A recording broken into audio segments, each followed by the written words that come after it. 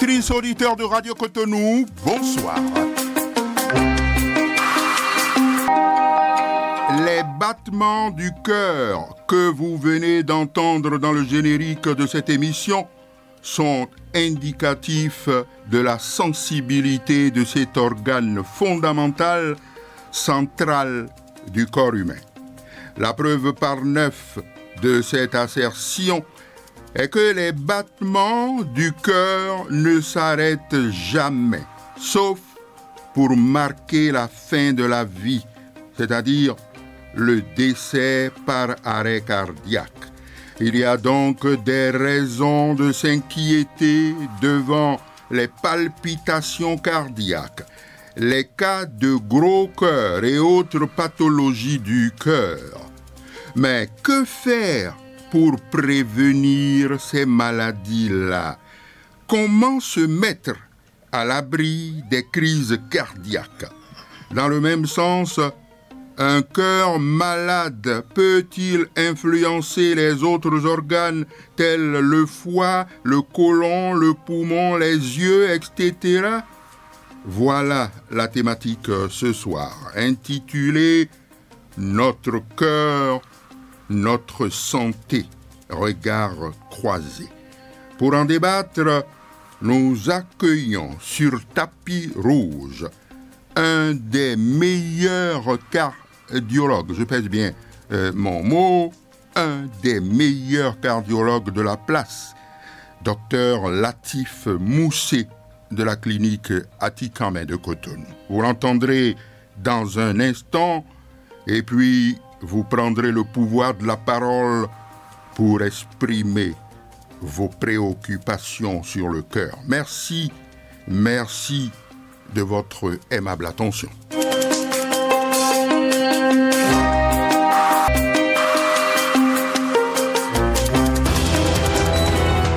Parole du spécialiste.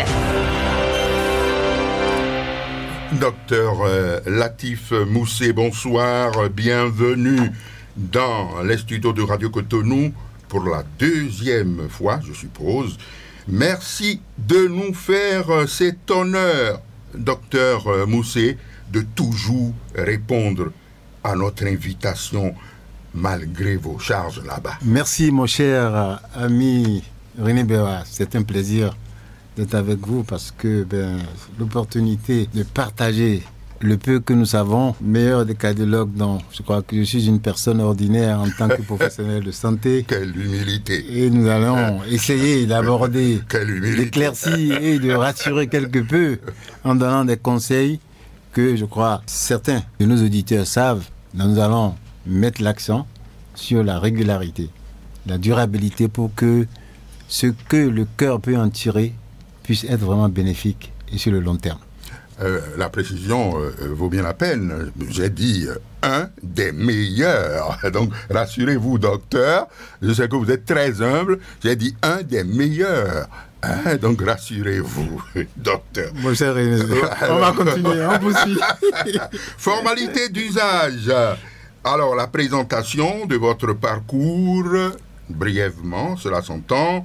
Vos expériences professionnelles, même si beaucoup d'auditeurs de Radio Cotonou vous connaissent déjà. Alors vous pouvez quand même brièvement vous présenter. Non, très brièvement, je suis un écolier d'abord de Toribocito et puis un étudiant en médecine à Cotonou, fin de doctorat en 1985, diplôme de cardiologie à Abidjan, en Côte d'Ivoire, et j'ai travaillé donc à la PISAM pendant une dizaine d'années avant d'aller faire un an à Strasbourg, pour revenir maintenant depuis 1996 prendre effectivement la direction de la polyclinique Atikamen, que dans la résilience et la durabilité, nous essayons de tenir, malgré effectivement, comme on le dit, le roseau plie ne rompt pas, malgré les vents, malgré l'âpreté de l'hiver ou les pluies. On dit à l'hiver succède toujours le printemps et après la pluie, le beau temps. Nous espérons que ce beau temps aussi, dans la résilience que ça puisse être, nous essayons toujours de continuer en creusant,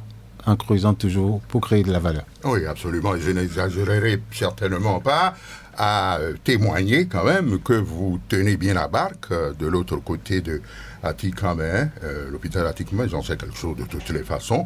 Et puis avec vous, votre personnel aussi, quand même, qui est très accueillant, il faut le dire.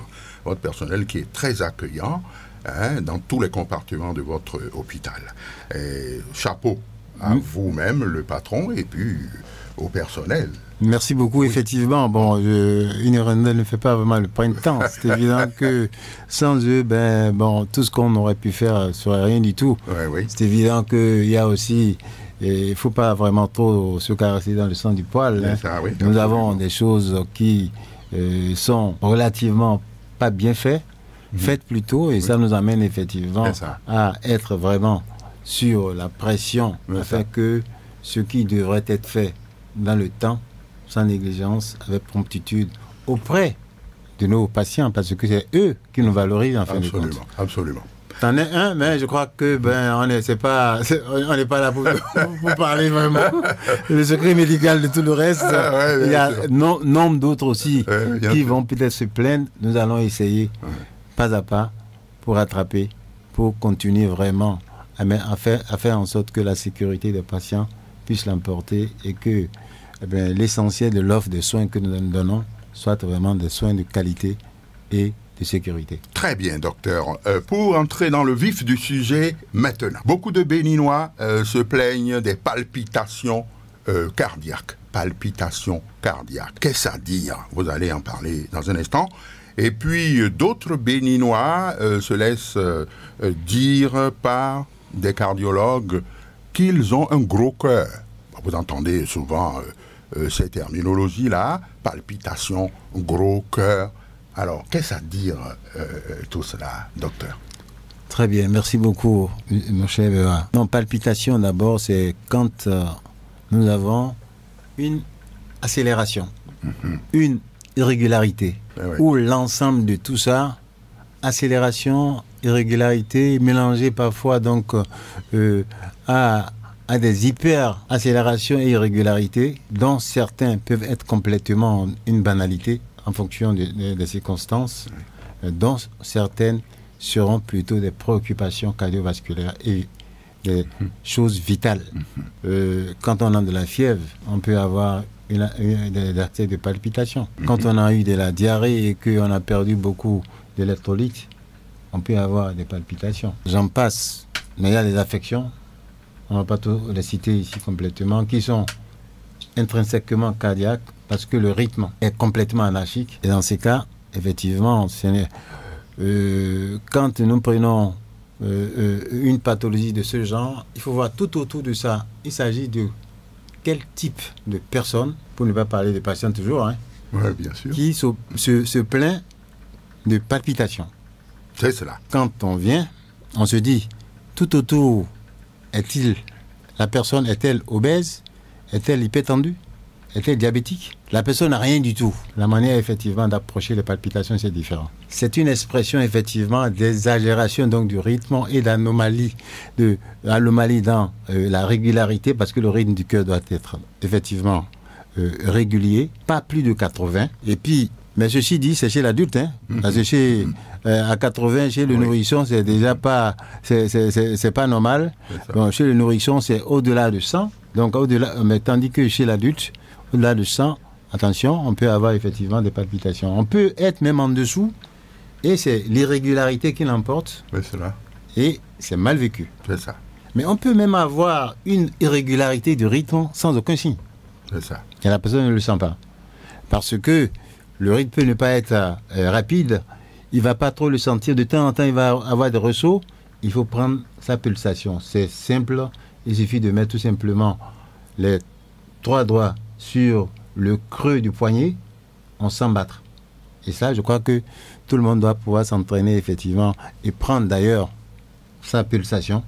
C'est de ça que nous pouvons dire que tel a des palpitations ou n'a pas des palpitations. Mais quand même on ne le note pas et que le patient, maintenant je change parce que au lieu de dire la personne, le patient vient et que dit j'ai des palpitations et que totalement on regarde le rythme est normal, la fréquence du cœur la fréquence du cœur est normale.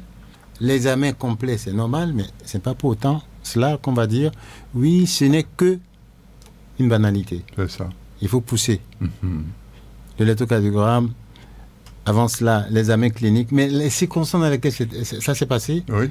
c'est le décès, un accidenté, quelqu'un qui a appris effectivement une mauvaise nouvelle, j'en passe. Et il y a d'autres, pour dire, si quelqu'un prend effectivement un peu d'excitant, de tous ordres, alcool ou pas, alors il a fumé. Il peut avoir effectivement une accélération de son pouls, une irritabilité, et dans tout état d'irritabilité, le cœur suit. Parce que en fait, quand on a des palpitations, il ne faut pas s'affoler, mais il faut savoir concrètement faire le diagnostic, et cela demande la première chose après l'examen clinique qui aurait permis de dire attention, il y a quelque chose. Le basique, c'est de faire un électrocardiogramme ou au-delà, de faire un enregistrement donc du rythme du cœur sur 2-3 jours, voire une semaine, voire des mois, parce qu'il faut traquer cette irrégularité. Mais on ne traque pas surtout sur un enfant de 15 ans ou qui n'a pas grand-chose, on ne va pas traquer sur tout. On peut avoir une irrégularité complètement physiologique aussi, respiratoire. Maintenant, quand on a un sujet de 60 ans qui a vraiment une irrégularité au-delà effectivement de 120, 130, on regarde de près. Et ça devient effectivement une préoccupation. L'examen clinique et l'électrocardiogramme de base peut permettre déjà de s'orienter, mais tenant compte toujours de ce qui se trouve dans la marmite, si je peux me permettre de parler. Ce qui se trouve dans la marmite, obésité, problème de troubles du sommeil, hypertension artérielle, comme je le disais, problème déjà de douleur associé aux palpitations, parce qu'il peut y avoir des palpitations sans douleur, essoufflement ou pas, fièvre ou pas, c'est tous ces éléments-là qui vont nous permettre de nous dire, oui, il y a palpitation, c'est émotionnel, ce n'est pas émotionnel, c'est émotionnel, quel est le poids de l'émotion, mais attention, dans l'émotionnel, on peut avoir une ouverture d'une vraie pathologie aussi. Donc il ne faut pas banaliser. Et ces pathologies nous amènent à tout voir. Tout ce qui peut entraîner effectivement des palpitations et être vraiment pathologique. Très bien. Alors, le deuxième thème, c'est le deuxième terme, pour être précis, c'est les gros cœurs. Vous pouvez en parler brièvement, et puis vous nous direz à peu près, quelles précautions on peut prendre pour les deux, pour donc se mettre à l'abri des deux. Est-ce qu'il y a des précautions à prendre? Je dis est-ce que. Donc, alors, gros cœur et autres. Oui, gros cœur, effectivement, c'est bon. Souvent, on dit, il a le gros cœur.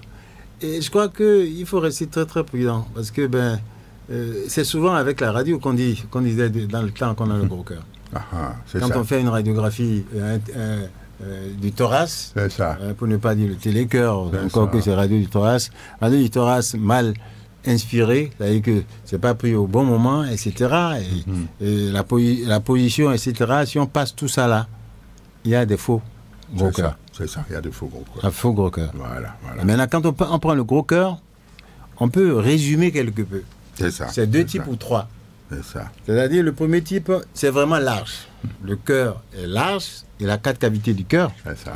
Les 2 petites boîtes qu'on appelle oreillettes, qui sont en haut, et puis les 2 grandes cavités qui sont les ventricules. C'est ça. Gauche et droite. Et droit.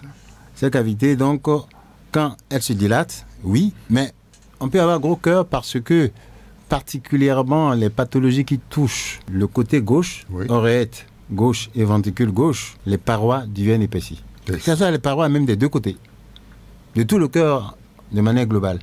Et quand c'est épaissi, ça dépasse 11 mm. Bon, on ne va pas rentrer dans tout ça là. L'épaissi, il faut garder l'épaississement. C'est ça. Et quand on voit, oui, on aura un gros cœur à la radio. Mais on ne peut pas dire formellement, est-ce que c'est large?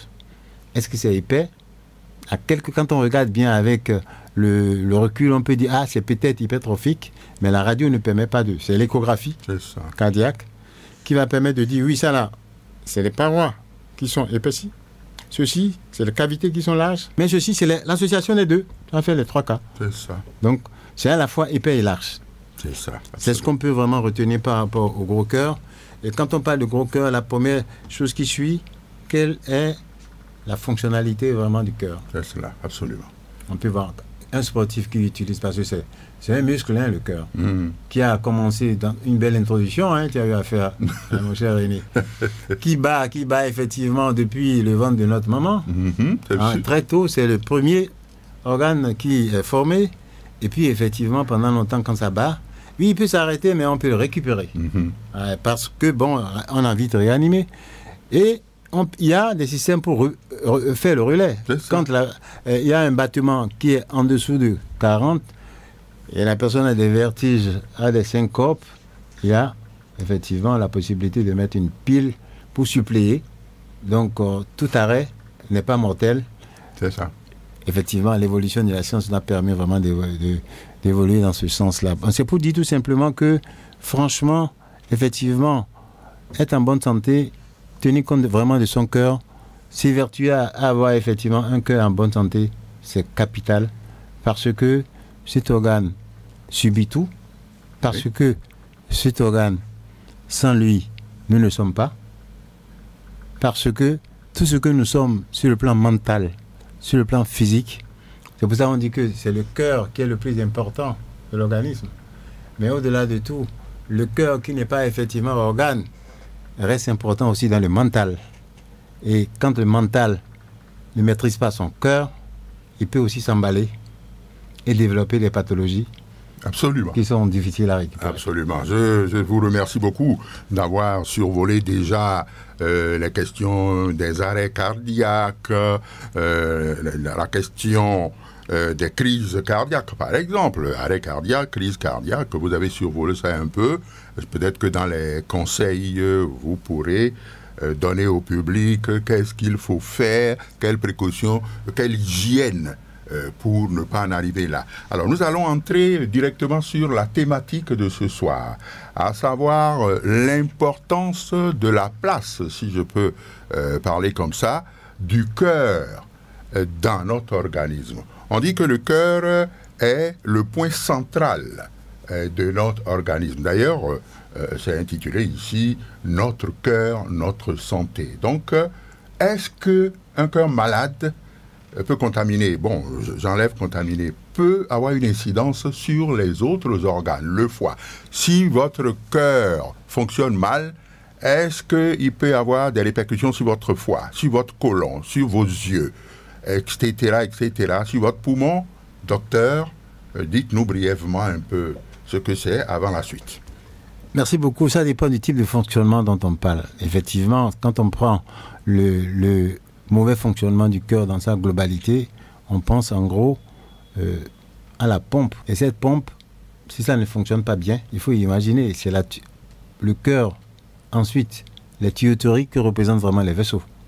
Sans ça, nous ne vivons pas. Et la tuyauterie, quand on dit tuyauterie, c'est tuyauterie millimétrée au niveau des organes nobles. C'est en cela que si le cœur n'envoie pas assez de sang au niveau du cerveau, au niveau des yeux, au niveau des reins, au niveau de nos doigts, au niveau de toutes nos extrémités, il y a un problème. Cela veut dire tout simplement que, oui, le cœur, du point de vue défaillance de son rôle princesse, est amorti. Mais comment cela pourra être corrigé? Ça dépend effectivement de la cause de cet affaissement. Cet affaissement est dû à quoi? Mais en gros, que ce soit l'hypertension artérielle mal soignée, ça c'est important. Que ce soit le diabète mal soigné, c'est capital. Que ce soit l'excès de poids, c'est important. Que ce soit les pathologies liées au sommeil, c'est important. Que ce soit la masse de compression de stress de tous ordres, le tabac, l'alcool, tous les toxiques, franchement, la bière, tout le reste. On veut la testure, tout ça. Là, c'est pas dire que la sainteté, bon, c'est dans le rouge, mais dans le vin rouge et tout, le non rouge, etc., la toxicité, effectivement, du muscle cardiaque est là. C'est en cela que, que les gens ne pensent pas que, bon, c'est exagéré toujours quand on dit il faut éviter de manger du gras, il faut faire d'activité physique, il faut dormir à temps, parce que, bon, mauvaise récupération au cours du sommeil, c'est mauvaise réparation, effectivement, de l'ensemble des particulièrement effectivement du système cardiovasculaire, où tout le reste, si le pancréas, le foie, l'intestin, c'est vrai, on exagère un peu en parlant de l'intestin, mais il y a une irrigation effectivement à ce niveau-là. Quand nous aurons des pathologies très avancées, effectivement, l'intestin sera intéressé. Parce que, bon, en dehors du ralentissement, en dehors de la mauvaise, effectivement, circulation, eh bien, la formation, effectivement, ça va favoriser la formation de caillots un peu partout. Donc, le fonctionnement du cœur, c'est capital. Il faut se regarder en se disant, le cœur est là, mais c'est des petits vaisseaux qui vont au niveau des extrémités du corps. Au niveau du cœur même, c'est des petits vaisseaux. Le cœur a ces vaisseaux, il s'auto-nourrit aussi. C'est très important. Sans parler effectivement du cerveau, etc. Je crois que c'est pas exagéré en disant que oui, dans votre générique, c'est qui est si bien dit, hein, effectivement, on doit sentir dans le plat, mais pas que. Pas que. Le plat évident, à tout ce que j'ai cité, c'est très important. L'activité physique, c'est 45 minutes à 1 heure. Et tous les jours, tant que se fait, se peut. Si on n'a pas pu le faire régulièrement en semaine, honnêtement, en week-end, il faut tout faire pour se rattraper. La notion ancienne que de dire de forcément, parce qu'on ne faut pas mettre des coups de marteau vraiment sur les gens qui sont très très occupés, mais ils doivent trouver la manière effectivement d'être. Je prends un coup de fil, je me lève, je suis assis pendant plus de 2 heures de temps, 3 heures, je me lève, je marche, je fais des va-et-vient. C'est pas forcément aller à la plage ou je ne sais pas quoi. Et en semaine, je suis coincé. En week-end, je m'impose, en voyant effectivement cet espoir de garder ce cœur jusqu'au centenaire, je me dis, je m'impose le devoir d'aller marcher. C'est ça. Qu'il soit à la plage. Très bien. Qu'il soit vraiment dans un cheminement du sentier, de Toribosito, d'Alada, je ne sais pas où, eh bien, pour prendre de l'air. Cela nous permet de changer aussi de décor. Cela contribue effectivement au confort de vie et à nous préparer vraiment à une longévité de vie parce que tout ceci va contribuer à améliorer notre sommeil, à déstresser et surtout le plat, il faut bien sûr l'équilibrer en dépoussiérant tout ce qui est alcool et tout ce que je viens de dire, en sachant que aussi, eh bien, les réseaux sociaux aujourd'hui, nous devons faire très attention, surtout pour la jeunesse, parce que ça coince tout. On est vraiment au niveau des écrans tout le temps. Et il faut savoir raison garder. L'écran, même en regardant tout ça, ne soigne pas le cœur. Au contraire, en regardant trop l'écran, nous pouvons avoir des excitabilités effectivement au niveau du cœur ou du cerveau. Donc, et en épuisant vraiment nos yeux, ce qui fait que par rapport, franchement, à la santé, à la prévention, il est capital que quel que soit ce que nous sommes, malades ou pas, nous puissions nous dire attention, je fais attention. Je n'aime pas manger tout ce que l'on veut manger pour dire que ben, c'est ce que j'ai mangé là qui est le mien. Il faut savoir manger pour manger équilibré. Ah ouais, ça va. Alors, bok peut-être. Ouais, le bok peut-être, ouais.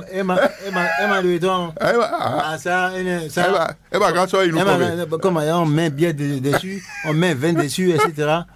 Je crois que franchement, il faut savoir comment préserver tout ça, ne pas manger tard, manger tôt, oui, et puis vraiment activité physique, ça je suis dessus. Et tout ce qui est sucrerie, tout ce qui est gras, tout ce qui est vraiment salé. Il faut bien dormir. Les fast-food, il faut bien dormir. Oui, ça dit que bon, il faut dormir la nuit, mais aussi autant que faire se peut, la sieste aussi.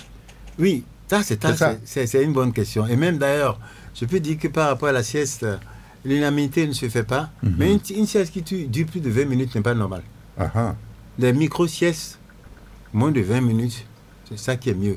Ah oui. Si quelqu'un qui commence vraiment à somnoler tout le temps, et tous les midis, là, il doit pouvoir vraiment faire. Si c'est 5 minutes, 10 minutes, 15 au maximum, 20. Mais au-delà de ça, il faut vraiment aller voir un médecin et puis interroger la qualité du sommeil. Est-ce qu'il n'y a pas d'autres pathologies vraiment de sommeil qu'il faut aller découvrir? C'est en cela que, vous savez, avant on obligeait les enfants à dire, mais il faut aller faire. Aujourd'hui, un enfant qui s'agite, qui bouge, qui fait de l'activité physique, nous tous, correctement, bien sûr, nous améliorons notre sommeil. Parce que mais la mélatonine, qui est l'hormone du sommeil, eh bien, quand on sait bien dépenser, dopamine, on a sécrété C'est pour ça qu'il ne faut pas faire aussi l'activité physique à 22 heures. Hein. C'est ça. Là, ça va vous bouleverser tout. Ça permet tout simplement une montée harmonieuse c'est ça. de la courbe de la mélatonine qui est effectivement ce qui est vraiment comme substance dont nous avons besoin pour harmoniser notre sommeil. C'est cela. Ça, c'est capital. Absolument. Et autour de ça, bien sûr, bon, pour ceux qui ont des surpoids, ils doivent tout faire effectivement pour casser leur surpoids. Toutes les autres pathologies, il faut effectivement voir son médecin pour avoir un accompagnement adéquat. C'est cela. Alors, avant d'ouvrir l'antenne aux auditeurs, je crois qu'on est dans le temps, on ne peut pas parler de cœur, et d'ailleurs, on a ébréché un peu cela tout à l'heure, sans parler de l'hypertension artérielle. Les deux sont des frères, si je peux parler comme ça. Hypertension artérielle, cœur. Alors, établissez-nous la corrélation entre les deux. Non, je crois qu'il faut distinguer, il faut dissocier les deux. Et je pèse bien moi, il faut le dissocier, mais pas complètement, certes. Et quand le cœur pompe, il pompe contre une pression. Parce que le cœur pompe le sang des cavités qui vont partout. Ouais. Donc il y a une pression. En faisant, il y a une pression. Maintenant, cette pression, ce n'est pas qu'en relation, parce que d'où vient l'hypertension artérielle, eh bien, il y a quelques causes, mais personne ne sait de manière claire. C'est ça. Ce qu'on peut dire, grosso modo, pour simplifier, nous avons deux systèmes. En tout cas, plusieurs systèmes qui se regroupent en deux. Un système qui va être un système pour élever la tension. C'est ça. Et un système, un groupe d'organes hormonaux, etc., pour baisser la tension. C'est cela. Et puis, c'est ce jeu d'équilibre. C'est en cela que, on ne peut pas aller unitaire. Si vraiment, c'est quelqu'un qui va tout seul, sans avoir vraiment... et puis, la science le dit, hein, vivre tout seul ou vivre en couple, sans équilibrer les choses, la longévité est moindre quand on est tout seul. De la même manière, les deux systèmes s'auto-gèrent. C'est ça. Quand il y a une disharmonie et que le système qui permet à la tension d'être basse et qui empêche le système qui permet à la tension de monter, le plus fréquent, c'est ce qui permet à la tension de monter qui l'emporte. Maintenant, ça dépend. Il y a des causes d'affection. Bien sûr. Ça dépend. Il y a le profil de l'hérédité. De la même manière, depuis quand la tension commence à monter, la tension commence à s'élever déjà bien longtemps la nuit avant qu'on ne le découvre en cours de consultation. C'est ça, c'est ça. On peut avoir quelqu'un qui est hypertendu et puis il pense à la tension. J'ai toujours une tension à 11, ça ne veut rien dire. Donc honnêtement, c'est un système global hormonal. Quand c'est déséquilibré, là le cœur va en souffrir. Parce que le cœur, quand il pompe, il a une pression élevée. Et quand la pression est au-delà effectivement de 120, le cœur commence à accumuler des souffrances. Ah oui. Ah oui. Quand, au lieu d'avoir, je vais dire 12, au lieu d'avoir 12 de tension, encore que les nouvelles recommandations, je ne rentre pas dans ces détails-là, déjà à partir de 12, il faut surveiller. En tout cas, retenons 11,5 à peu près, le cœur va s'essouffler tout doucement. Une tension qui sera à 15 plus 20, etc., même 25, 30, parfois il n'y a aucun signe. C'est là où la relation vraiment entre le cœur et le niveau de la tension ça va déséquilibrer le travail du cœur. C'est ça. Quand il va pomper, il aura une pression élevée. Il est obligé de pomper fort. Et petit à petit, de manière silencieuse, la personne ne va pas le savoir. La personne, si elle ne va pas prendre vraiment son niveau de la tension, il ne saura pas. C'est ça. Et la souffrance du cœur va se faire, le muscle que représente le cœur va prendre du volume, de l'épaisseur, pardon. C'est ça. Et l'épaisseur, de l'épaississement, en luttant, s'il n'y a pas vraiment un traitement pour, je pèse mes mots, casser, faire baisser cette pression élevée au-delà de 160, 120, 200, 30 de tension, le cœur va s'essouffler et au-delà, s'il ne craque pas tout de suite là, ce serait d'abord, ça va prendre de l'élargissement, au lieu qu'elle soit dans l'épaississement, ce serait donc dans l'amincissement, dans la largeur. Quand on va dire gros cœur, c'est gros cœur large avec des cavités qui sont vraiment là, de grande dimension. Et cela, les autres causes sont énormes. L'artère qui est au-delà, la terre haute, on appelle ça de manière globale. Si la tension est trop élevée, il peut y avoir un éclatement. C'est ça, absolument. Et quand on dit tout ça, si le cœur souffre, les autres organes souffrent. C'est ça, c'est sûr. Une tension qui monte une seule fois dans la vie d'un patient, une seule fois, les artères gardent la mémoire. Et quand on parle des artères, c'est des artères de millimètres, de micromillimètres au niveau du cerveau, au niveau des reins, au niveau des yeux. C'est en cela qu'il est très important de ne pas banaliser vraiment une élévation tensionnelle, aussi occasionnelle, transitoire que ça puisse être. Il faut aller voir le médecin. C'est de la même manière qu'une glycémie qui dépasse 0,90. Ce n'est pas 1 gramme, 2 grammes, etc., 1 gramme, 20, etc. À partir de 0,90 grammes par litre, il faut aller voir le médecin. Il faut faire très attention. Au-delà de tout, même si on n'a pas la possibilité d'aller contrôler ceci, cela, la tension, ça peut se contrôler. Vraiment, sans contrôler la tension, on ne peut pas savoir si la tension est élevée. Sans contrôler la glycémie, et j'en passe tout le reste, le gras, le cholestérol, etc., on ne peut pas le savoir. Il faut effectivement s'intéresser à son cœur et savoir que tout ce qui environne le cœur, la tension au premier plan, la glycémie au second plan, le tabac, l'alcool, la bière, l'alcool sous toutes ses formes, même les choses où on met de la caféine dedans, des ICL, tous ces effets entretiennent les palpitations.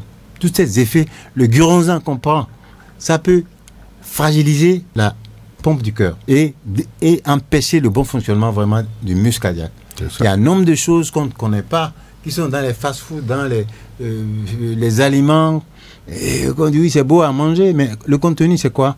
Je crois qu'il faut savoir raison garder. C'est ça. Simplifions les choses. Très Il faut bien. savoir vraiment que le cœur est central dans notre santé, mais ce que nous faisons comme comportement, comme vice de comportement, je dis comme comportement et comme vice de comportement. Oui, absolument. Vice de style de vie. Il y a une nuance. Hein. Il faut tout faire pour que nous puissions vraiment avoir un modèle de comportement humain pour entretenir ce cœur et qui ne veut pas vivre jusqu'au centenaire, afin que nous puissions dire oui, on vit en centenaire sans vieillir.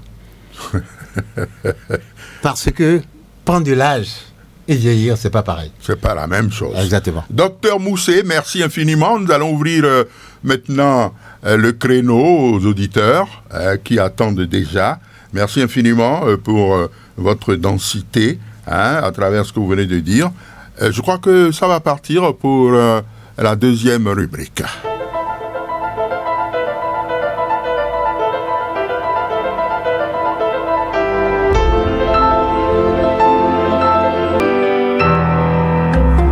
Préoccupation des auditeurs. Bonsoir, premier auditeur. Allô? Bonsoir, monsieur Dewa. Oui, bonsoir. Vraiment, vous êtes éloquent, vous avez trouvé quelqu'un d'éloquent. Hein? Ah bon, merci beaucoup. Moi, c'est Benoît Farongo. Ah, Benoît Farongo. Oui, je salue le cardiologue. Ok, très bien, il a entendu. Vraiment, nous, les Africains, là, pour bien tâcher sa soif, on prend de l'eau glacée. Alors, je voudrais demander au médecin de nous parler un peu de l'eau glacée par rapport au cœur. Ok, Est-ce que c'est bon ou pas? c'est ça. Secondo, si il peut nous donner quelques aliments pouvant nous maintenir quand même notre cœur un peu, quoi. C'est cela. Oui. C'est ça ma préoccupation. Merci beaucoup, il a noté. Merci beaucoup, Benoît.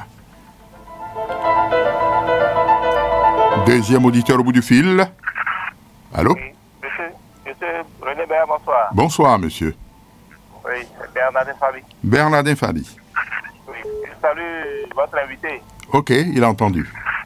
Bon, et j'ai souvent remarqué chez une très proche, et quand elle a un problème de cœur, elle dit que son cœur la fait mal, elle tape la poitrine, et quelques minutes après, elle est soulagée. Est-ce que c'est bon de taper la poitrine au côté du cœur pour avoir un soulagement quand on sent des problèmes du cœur?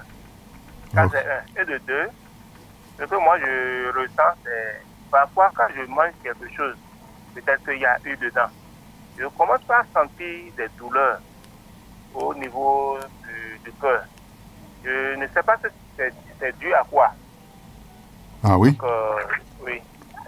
Et maintenant, celui qui a mal au cœur et qui commence par boire de l'eau simple et qu'il a soulagement, est-ce que c'est bon ou bien d'aller voir le docteur? Ou bien celui qui a ce problème de cœur, il va boire de l'eau glacée pour apaiser le cœur? C'est bon. Ok, merci beaucoup. Merci à vous. Merci. Un autre auditeur. Oui, Bonsoir. bonsoir. Bonsoir tout le monde, technicien, docteur, cardiologue, Oui, merci beaucoup. Vous êtes monsieur? Papa Yafa, Papa. Papa Yahweh de Oufis. Ok, très bien. Allez-y. Je salue, docteur.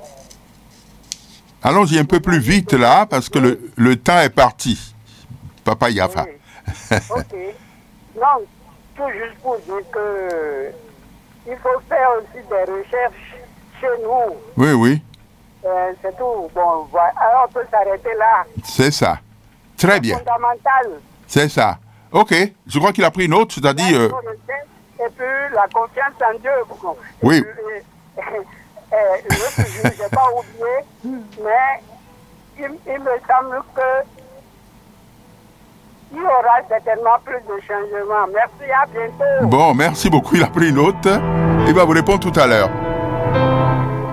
Un autre auditeur au bout du fil. Allô? Oui, bonsoir. Oui, bonsoir. Oui, bonsoir madame. Comment vous allez? Oui, ça va. Je salue le cardiologue. Ah oui, bien sûr, il a entendu. Il faut diminuer le volume de votre récepteur parce qu'on entend déjà des cliquements. Oui, oui, oui. C'est ça, très bien. Et c'est madame Assaba? Madame Touré. Ah, madame Souré, ok, très bien. Moi, j'appelle par rapport à une préoccupation de conférence. Oui, J'avais l'habitude de faire des exercices pour mon corps. J'avais l'habitude de faire des coureurs, en fait. À un moment donné, je n'arrivais plus à supporter et on m'a recommandé la marche. oui, Et au fil du temps aussi, avec la marche, tout le temps, je suis étouffée.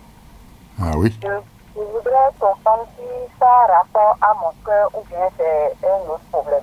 c'est cela, Si c'est passé un peu, je suis tout pas essoufflée. c'est cela. Donc, D'accord, si le docteur peut m'aider à éclaircir un peu cette situation, ça me ferait le remplir. c'est ça. Ok, merci madame. Très bien, ok. Un autre auditeur? Oui, bonsoir, monsieur René Béra. Oui, bonsoir. Oui, moi, c'est Arofi, bienvenue. Oui, bien sûr, j'ai noté. Oui. Moi, je ressens des choses au niveau de mon cœur. Sinon, j'ai été traité. J'avais des problèmes, j'ai été traité, mais je ne vois pas vraiment l'efficacité. C'est Je cela. voudrais poser aussi mon problème. Oui, Et là où le docteur a dit, au niveau de où si on met les doigts, on sent les poules. Moi, même si je ne mets pas de doigts, c'est-à-dire même si je regarde, je vois mon poule. Je vois, en tout cas, je sens le battement de mon cœur. Je C'est ça. je vois ça, quoi. c'est ça. De façon directe, je vois. Ok, Et ça me fait un peu peur. Deuxième préoccupation, des fois le cœur me fait mal. Surtout quand je suis un peu soucieux ou quand je suis un peu énervé, le cœur me fait mal. ah oui, Ça me fait mal et après ça s'arrête. c'est ça. Maintenant, ce que par rapport à ma première préoccupation, si je me couche sur le matelas et si je me mets sur le côté du cœur, je sens mon cœur battre sur le matelas.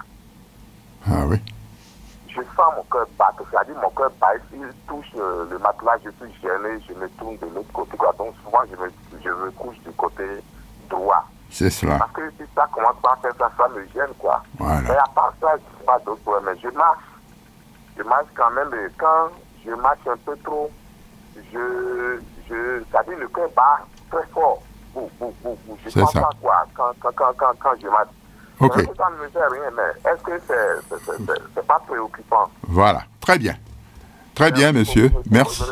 Merci beaucoup, docteur, et bonne soirée à vous, bonne émission à vous. Ok, merci beaucoup. Ben, je vois que on va peut-être suspendre pour que le docteur réponde à cette première vague. Mais je crois qu'il y a un autre auditeur. Il y a un dernier. Allô? Ah, il est parti. Donc, cette première vague, eh bien, de 6 personnes, hein, je crois, 6 ou 7 personnes, j'ai noté là.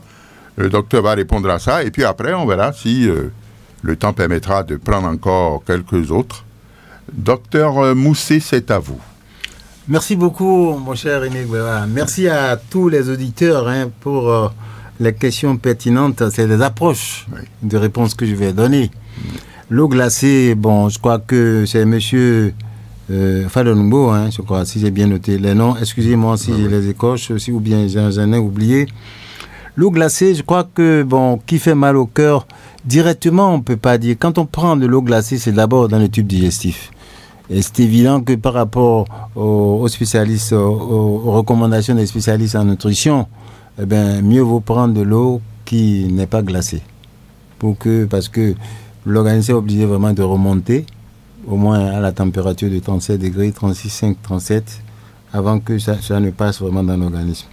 Les aliments, oui, pas que le cœur d'ailleurs, pour tout le système qui participe vraiment à la jeunesse et du cœur et des vaisseaux, et même déstressé, il faut prendre des aliments riches en potassium, en magnésium, en calcium.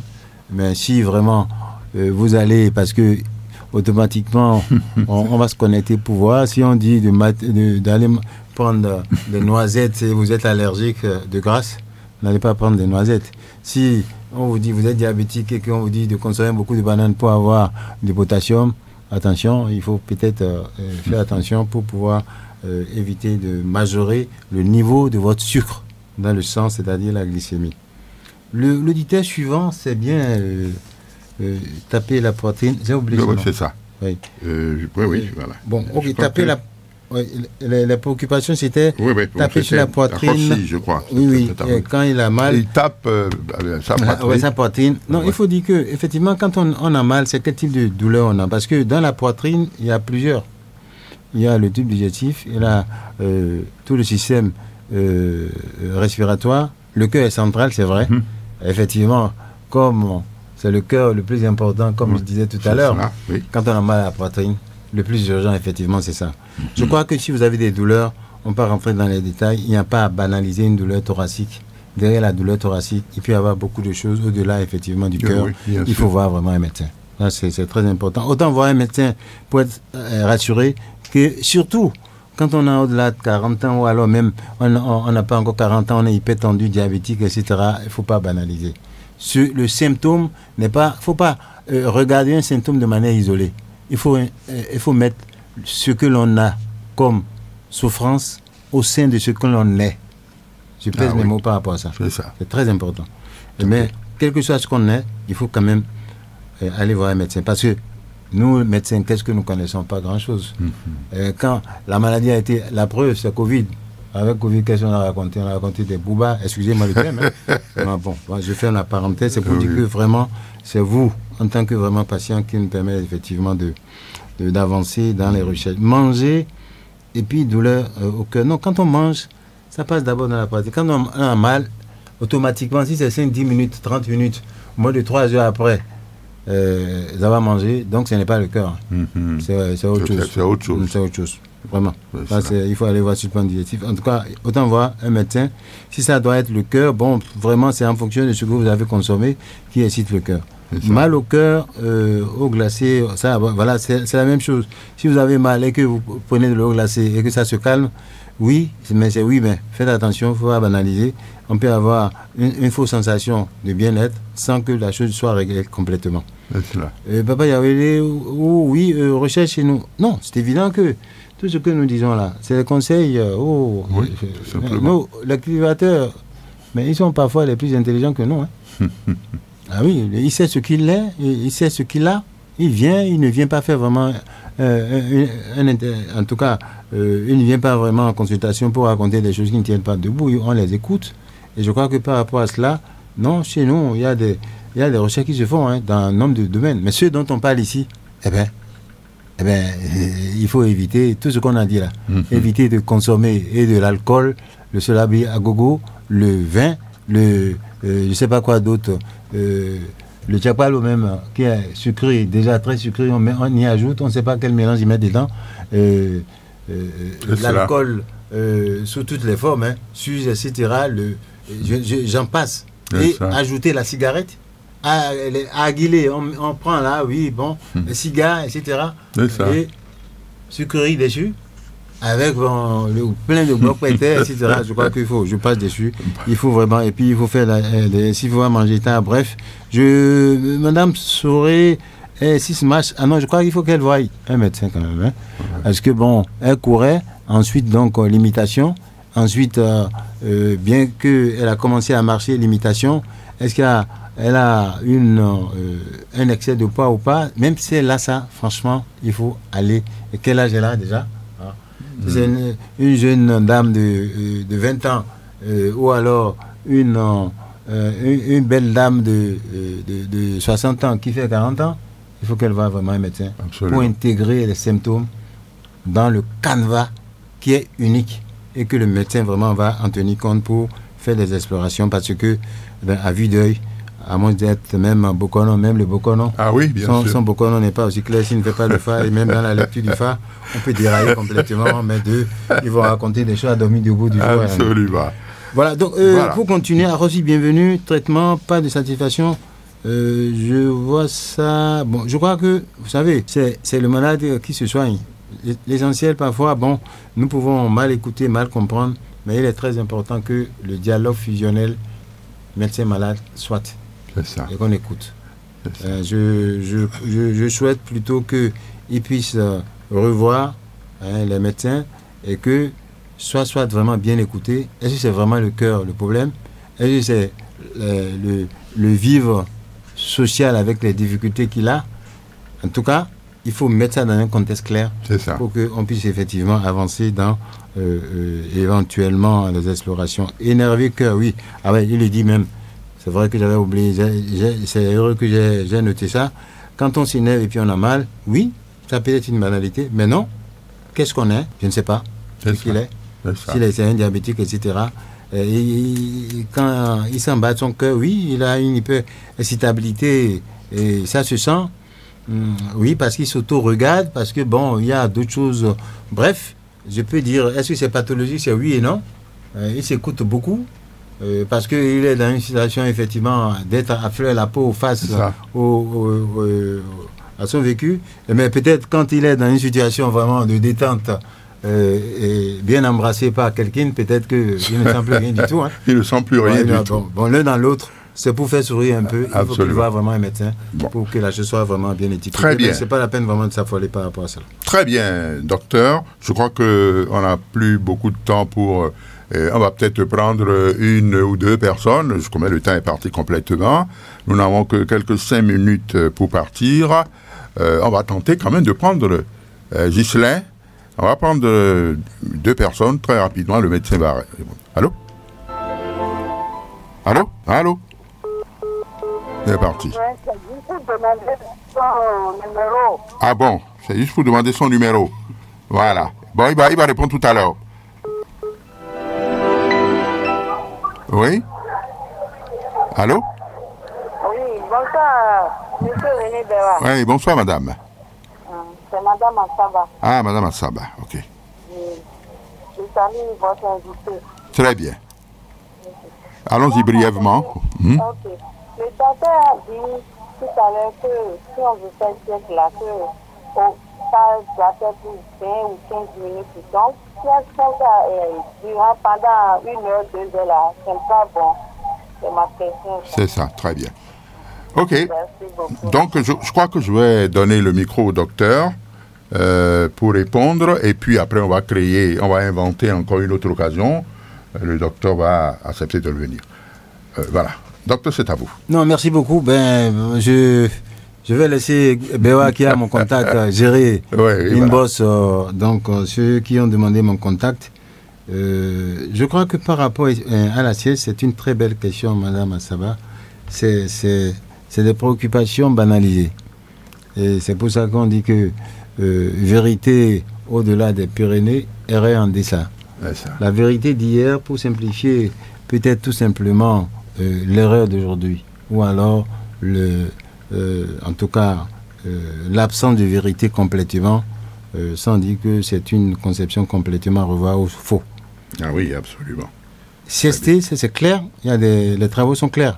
Et je peux vous dire que même certains collègues peuvent dire, oui, bon, j'exagère, mais c'est pour ce que moi j'ai eu comme documentation, comme travaux, si ça dépasse 20 minutes, j'exagère 30, en tout cas, comme vous le dites, 1h20, plutôt 1h, 2h, il faut voir un médecin.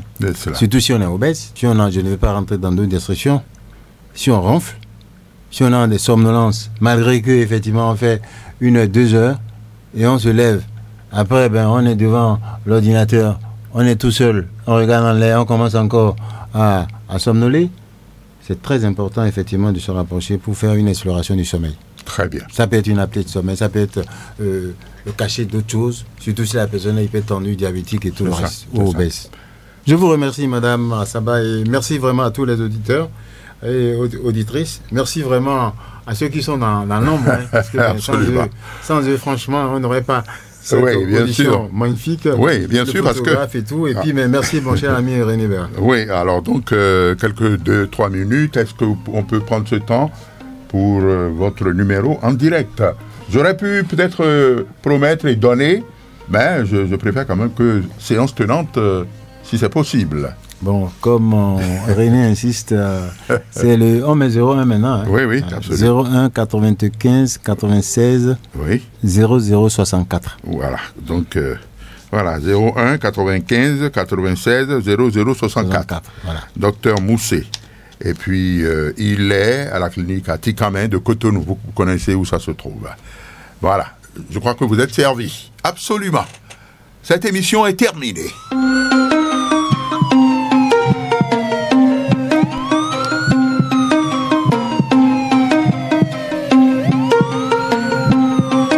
Prise de son, Ghislain Agbangba. Prise de vue, Job Chipé. En direct avec vous, au microphone, on m'appelle René Bewa. Merci infiniment au docteur Latif Mousset. Eh bien, il nous fait toujours plaisir à venir ici. Il reviendra, Inch'Allah. Merci à toutes, merci à tous. On se donne rendez-vous pour mardi prochain, si Dieu le veut. Dieu vous bénisse.